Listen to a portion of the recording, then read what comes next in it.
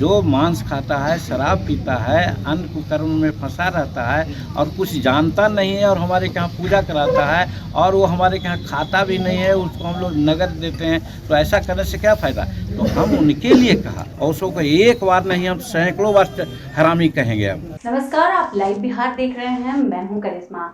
बिहार के पूर्व मुख्यमंत्री जीतन राम मांझी जब से ब्राह्मणों को लेकर बयान दिए हैं, तब से विवाद खड़ा हो गया है। बिहार की राजनीति तेज हो गई है। एक बार फिर से जीतन राम मांझी ने ब्राह्मणों को हरामी कहा है। उन्होंने कहा कि ऐसे ब्राह्मणों को हम 100 बार हरामी शब्द का कहकर प्रयोग कहेंगे। पहले सुनिए जीतन राम मांझी का ये बयान, वो क्या कुछ कह रहे हैं।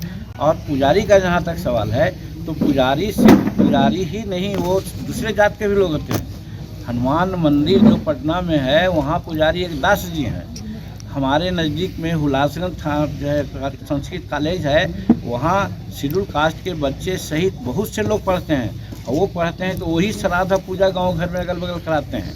हमारे गांव का एक लड़का है, थोड़ा सा आँख से अपंग है, वो पूजा कराता है मुसर टोली में जा करके। हमारा रामपुर एक बस्ती है, वहाँ को भावेजी विनोबा जी कहते हैं, वो लोग जाकर के पूजा कराते हैं। तो कहने का मतलब पुजारी की बात हमने कही, और वैसा पुजारी की बात कही जो मांस खाता है, शराब पीता है, अन्न कुकर्म में फंसा रहता है और कुछ जानता नहीं है और हमारे यहाँ पूजा कराता है और वो हमारे यहाँ खाता भी नहीं है, उसको हम लोग नगद देते हैं, तो ऐसा करने से क्या फ़ायदा।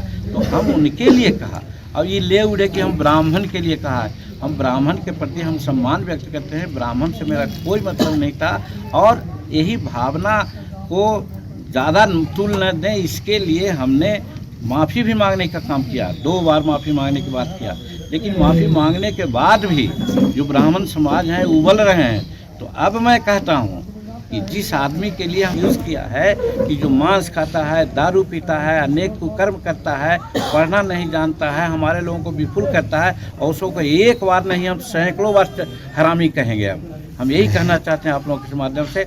और उन लोग कोई जीभ काटने की बात करते हैं और कोई है, तो बाकी बात मैं समाज पर छोड़ता हूँ कि हमारा समाज इसमें क्या निर्णय लेता है, क्या करेगा। लेकिन हम किसी से डरने वाले नहीं हैं।